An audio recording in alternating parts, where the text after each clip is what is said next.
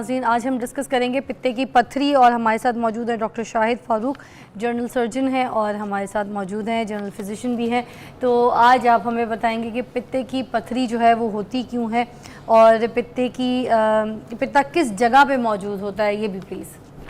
जी अस्सलाम वालेकुम फ़िज़ा, thank you very much. और ये तो बड़ा अच्छा सवाल है। इसमें जो पित्ता है हमारे जिससे में राइट साइड पे होता है और ये पसलियों के बिल्कुल नीचे जो वाली जो जगह है इसके ऊपर इसकी दर्द होती है और ये इसके इधर अलामात के साथ प्रेजेंट करता है। इस तरफ इधर पसलियों के साइड पे, पसलियों के बिल्कुल नीचे होता है। पसलियों के नीचे, हाँ। अच्छा ठीक है। और आप अगर दरमियान में पेट के देखें तो थोड़ा सा साइड पे करके पसलियों का जिधर सबसे प्रोमिनेंट हिस्सा नज़र आता है उस जगह पे आपको इसकी दर्द महसूस होती है। एक्चुअली होता नहीं है, थोड़ा सा नीचे होता है अंदर पसलियों के अंदर, लेकिन इस जगह पे आपको इसकी दर्द महसूस होती है। और ये जो पथरी है, पित्ते की पथरी, ये कहाँ से बन जाती है, ये कैसे बनती है? ये एक्चुअली एक थोड़ा सा कॉम्प्लेक्स सिस्टम है, लेकिन अगर इसको आसान ज़ुबान में समझाया जाए तो पित्ते का जो मकसद है अल्लाह ताला ने बनाया है, वो पित्ते का मकसद जिगर की जो रतूबतें हैं, सिक्रीशन है, उनको स्टोर करना होता है। तो बेसिकली ये स्टोर हाउस है बाइल का, जो जिगर की रतूबत है।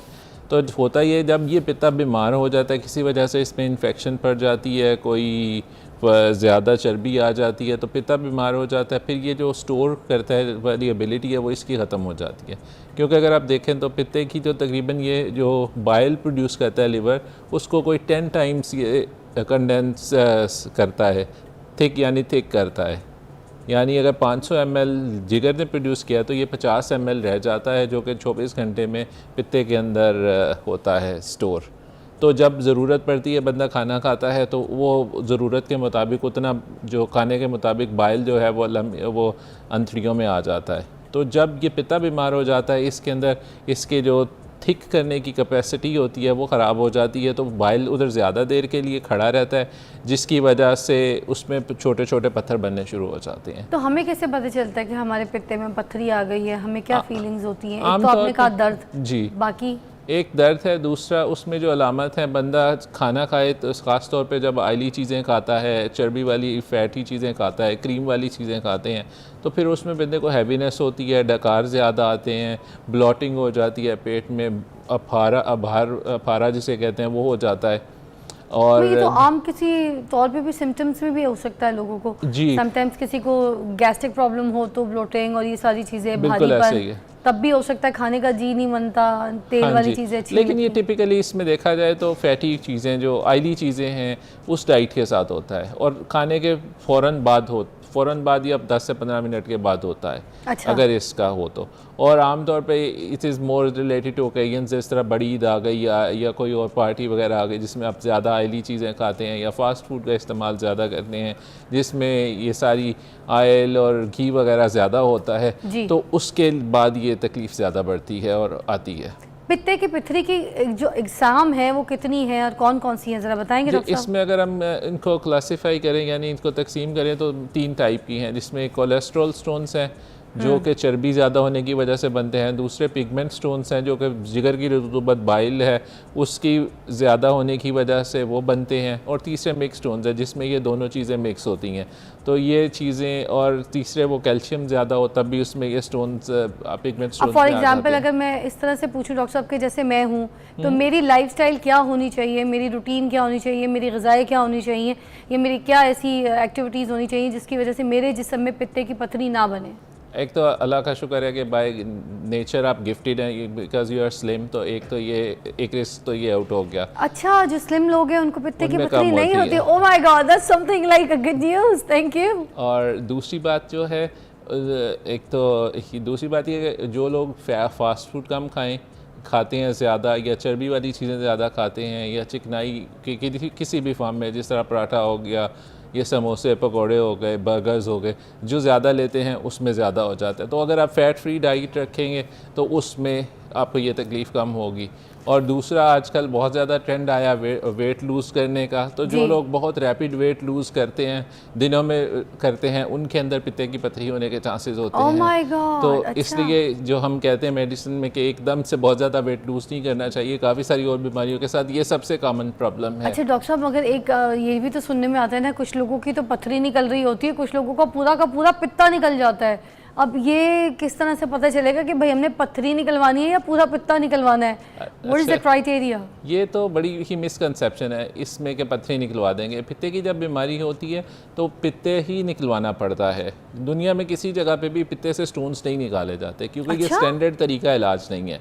जब पित्ता ही निकालना होगा? जी, एक पित्ता, क्योंकि पित्ता बीमार हो गया, जैसे मैंने आपको पहले बताया कि ये बाइल को कंडेंस नहीं कर पा रहा, हाँ। और इसमें पत्थर बन रहे हैं, तो वंस दे स्टार्ट फार्मिंग, एक दफ़ा बनना शुरू हो जाते हैं तो वो बनते जाते हैं। मगर जब इसका जैसे अगर कोई इलाज, कोई इसका लबलबा भी तो होता है ना, इसका कोई रेशो, कोई ऐसी कोई कहानी होती है जिसको कहते हैं? एक्चुअली लबलबा जो है, जिसको इंग्लिश में पैनक्रियास कहते हैं, वो सेपरेट आर्गन है। अच्छा। और इन सारों की सिक्रीशन एक ही जगह मिलके छोटी आंत के अंदर जाती हैं। अच्छा। लबलबे का अपना फंक्शन है और पित्ते का अपना फंक्शन है। अच्छा। लेकिन अब इसका कोरिलेशन इस तरह के दोनों एक ही जगह से ड्रेन होते हैं। तो अगर पित्ते में छोटी छोटी पथरियाँ जैसे इनिशियली बनती हैं, अगर छोटी छोटी पथरियाँ होती हैं तो वो पास करती रहती हैं, इंटेस्टाइन में जाती रहती हैं, और वही अगर इतनी छोटी थोड़ी सी बड़े साइज़ की नीचे चली जाए तो वो जाके रुकावट करती है। अगर वो लबलबे की जो नाली है उसमें अगर फंस जाए तो फिर लबलबे की सोजिश हो जाती है। डॉक्टर साहब, तो फिर मुझे ये बताएं ना कि इसका कोई ऐसा इलाज है पित्ते की पथरी का? कोई ऐसी तो दवाई, मेडिसिन होगी जो पहले से अगर खा ली जाए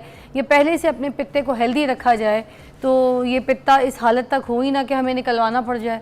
इज़ दैट एनी कोई मेडिसिन काइंड? नहीं, ऐसी कोई मेडिसिन नहीं है, लेकिन एहतियात ज़रूर है। इसके अंदर आपने, जैसे मैंने पहले बताया, फ़ैट फ्री डाइट लेनी है।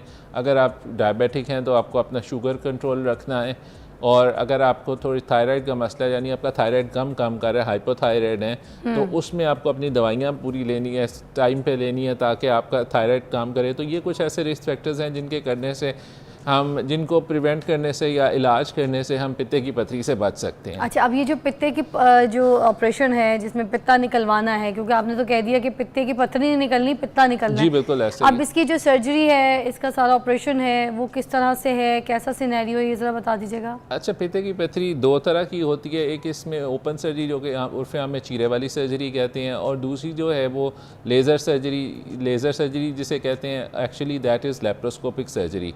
उसमें दूसरा, अगर उसको आसान ज़बान में कहें तो दैट इज़ की होल सर्जरी, जिसमें आप छोटे छोटे सुराख करते हैं 1 सेंटीमीटर के 2 और 5.5 सेंटीमीटर के 2, 3 से 4 ये सुराख करते हैं। और ये कामयाब सर्जरी है? जी बिल्कुल, बहुत कामयाब सर्जरी है, बल्कि आजकल तो ये समझिए कि ये गोल्ड स्टैंडर्ड है पित्ते के इलाज में, लेप्रोस्कोपी के साथ। हाँ, लेप्रोस्कोपी। और जिसका उसके लेप्रोस्कोपी से नहीं हो सकता ऑपरेशन, उसका फिर हम ओपन से करते हैं। ओपन, अच्छा। या फिर अगर मरीज़ कह दे नहीं डॉक्टर साहब, जैसे हमारे यहाँ काफ़ी मिसकंसेप्शन है, हर बंदा ही डॉक्टर है, वो कहता नहीं जी नाली वाला नहीं कराना, कैमरे वाला नहीं कराना, तो फिर अगर मरीज़ कहे तो फिर हम ओपन के लिए जाते हैं, वरना हम लेप्रोस्कोपिक सर्जरी। डॉक्टर साहब, आपने मुझे ये बताना है कि अगर आप पित्ता निकल गया है किसी का, अल्लाह माफ़ करे, तो फिर आगे अब उस पेशेंट का लाइफस्टाइल क्या होगा? वो किस तरीके से अपने खाने पीने को, अपनी ग़िज़ा को, अपने काम को, अपनी रूटीन को मैनेज करेगा, और अब किस तरीके से उसने अपनी सेहत का और अपने बाकी ऑर्गन्स का ख्याल रखना है? कि अब पेशेंट की लाइफस्टाइल क्या होगी आफ्टर दिस ऑपरेशन, ऑपरेट करा के, व्हाटएवर द लेज़र और ओपन,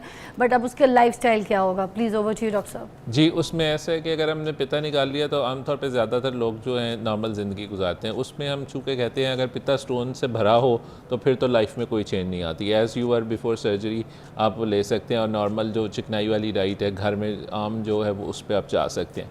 लेकिन अगर स्टोन्स थोड़े और पित्ता थोड़ा बहुत काम कर रहा हो तो उस वाली हालत में हमें मरीज़ को कहना पड़ता है कि कुछ 2 से ढाई महीने के लिए चिकनाई से परहेज़ करे, और उस अरसे में जो आपका जिगर है मरीज़ का, वो ये स्टोर वाली कैपेसिटी भी ले लेता है और ज़रूरत के मुताबिक खाने पे बाइल सिक्रीट कर देता है। तो इसका आम तौर पे जो हम इससे बाद रिकमेंड करते हैं 2 से ढाई महीने के तक एहतियात करें और फिर नॉर्मल खाने पे चले जाएं। अच्छा, मैंने सुना है जिन लोगों को पित्ता नहीं होता उनको बहुत ज़्यादा गर्मी लगती है, हीट स्ट्रोक्स रहते हैं उनको, इज़ दैट ट्रू? नहीं, ऐसी कोई बात नहीं है, ऐसा नहीं होता। पित्ता तो हमारे यहाँ काफ़ी सारी पॉपुलेशन का नहीं है। अगर अब मैं आपको बताऊँ हफ्ते में हम कितने पित्ते के ऑपरेशन करते हैं तो यू विल बी सरप्राइज। कम से कम 4 से 5 हम एक दिन में करते हैं, और अगर हम हमारा जो यूनिट है 4 सर्जिकल यूनिट्स में, तो 10 से 12 ऑपरेशन हम हफ्ते में, मतलब लोगों का पित्ता निकलता है। इतनी ज़्यादा ये कॉमन बीमारी है, तो इसको और कभी भी ऐसा नहीं हुआ। वैसे अगर आप गर्मी में जाएंगे पित्ते के साथ जाएं या बगैर जाएं, आजकल जो सूरत हाल है उसमें हीट स्ट्रोक तो हो जाता है। अच्छा, और जैसे मुझे बता दें, पित्ता अगर जिस्म से निकल जाता है तो हमारे बाकी ऑर्गन्स जो हैं अपनी बॉडी के, उनमें कोई ऐसी हाँ नहीं, पित्ता निकल जाता है, सर्जरी ठीक हुई है, आप उससे रिकवर कर गए हैं सर्जरी के इफ़ेक्ट से, तो अल्लाह का शुक्र है, अल्लाह की मेहरबानी है कि उसने उसकी ऐसी कोई नताइज नहीं रखे, वो बंदा नॉर्मल ज़िंदगी गुजार सकता है बिल्कुल, और गुजारते हैं। एक आखिरी सवाल मुझे बता दीजिएगा, कोई पेशेंट ये कहता है कि मैंने पित्ता नहीं निकलवाना, मैं इस पथरी के साथ ही रहूँगा, मुझे कुछ नहीं होता, तकलीफ भी सह लूँगा सब कुछ, तो फिर क्या सिनेरियो है, कितना डेंजर है? ये बड़ा अच्छा सवाल है। इसमें ये है कि अगर तो पित्ते में छोटी छोटी पथरियाँ हों और फिर पेशेंट न निकलवाए, तो ही और शी वो हमेशा लबलबे की सोजिश के रिस्क पे रहता है। अच्छा। और लबलबे की बीमारी जो सोजिश है वो एक तकरीबन जानलेवा बीमारी है और बहुत शदीद बीमारी होती है। मेरी अल्लाह से दुआ है कि कभी किसी को भी ये बीमारी ना हो, इतनी शदीद बीमारी है। तो इसलिए जब छोटे स्टोन्स हो तो फिर समझना चाहिए कि ऑपरेशन करवा। अगर बड़े स्टोन हो तो फिर वो किसी वक्त आके पित्ते के मुंह पे अटक जाएं तो आपको पेन होती है, आपको फ्रीक्वेंट अटैक्स होंगे पेन के, इनडाइजेशन होगी, डकार ज़्यादा आएंगे। और आप उर्फिया में जो हमारे लोग खाते हैं राइजिक की गोली, राइजिक का कैप्सूल, हर वक्त वो राइजिक का कैप्सूल खाते सब ने रखी हुई होती है पर्स में, जिससे बात करो तो किसी के साथ खाने पे चले जाओ फ़ौरन कहते हैं कालो कालो कुछ नहीं होता, राइजिक भाई क्यों? वो इस वजह से ये साइड इफेक्ट नहीं देती क्या? अगर आप इसमें देखा जाए तो वेस्ट ने इस पे जो रिसर्च हुई है, राइजिक तकरीबन काफ़ी लंबे अरसे के लिए वेस्ट में भी यूज़ करते हैं, लेकिन इसका जो प्रोलॉन्ग यूज़ के साथ जो साइड इफ़ेक्ट है, it does effect some memory और ब्रेन में कुछ चेंजेस करती है। इसके अलावा अभी और इसके और साइड इफ़ेक्ट्स नहीं है। और कुछ लोगों में जिसमें ब्लॉटिंग ज़्यादा होती है तो it may cause more blotting otherwise. और ये भी बता दीजिए कि जब किसी को दर्द हो रही होती है और पित्ते की तकलीफ़ है जो भी है, तो ये उसको पता कैसे चलेगा डायग्नोस्ट करने के लिए? क्या ये कोई ऐसे टेस्ट पहले से हम करवा सकते हैं कि तो हम लोग मतलब प्रिकॉशंस हमें पता चलें कि भाई हम पहले से देख रहे हैं कि पित्ता ख़राब तो नहीं हो रहा, कोई पथरी तो नहीं आ रही, कोई ऐसे टेस्ट है?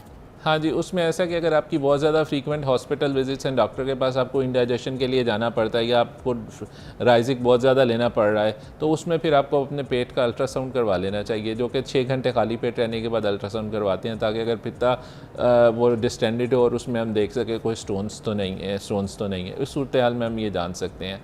और एक और बात जो मैं पिछले क्वेश्चन में थोड़ी शायद मिस कर गया, वो ये इंपॉर्टेंट बात यह है कि अगर पित्ते में स्टोन ज़्यादा देर तक पड़े रहें, तकरीबन कहते हैं 10 साल या इससे ज़्यादा, तो फिर उसमें कैंसर होने का चांस होता Oh my God, तो अच्छा। इसलिए इसको अगर आपके पित्ते की तकलीफ़ है, तो जिस पित्ता बीमार है, तकलीफ़ है, तो आपको कोशिश करनी चाहिए, अगर इमरजेंसी नहीं है तो एट योर अर्लीस्ट उसमें करवा लेना चाहिए। ओके। और इसमें एक और इसके साथ इम्पॉर्टेंट चीज़ ये है कि डायबिटीज़ हमारे यहाँ बहुत कॉमन है, बहुत ही रैम्पेंट है।